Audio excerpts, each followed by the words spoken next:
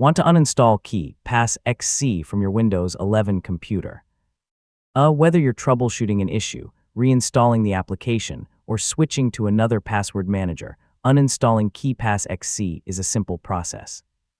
In this guide, I'll show you how to uninstall KeePassXC safely while keeping your password database protected. Let's get started. First, save any recent changes to your password database, then lock and close KeePassXC completely.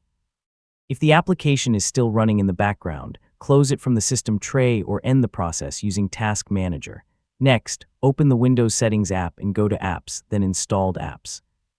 Scroll through the list or use the search box to find KeePassXC. Click the three-dot menu next to KeePassXC and choose Uninstall.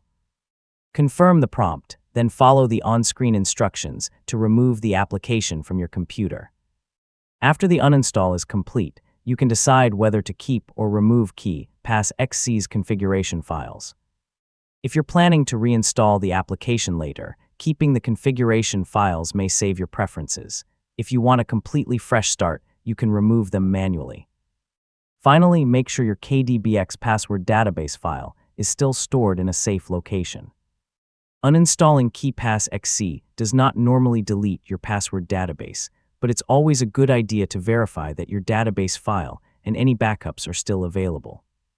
And that's how to uninstall KeePassXC.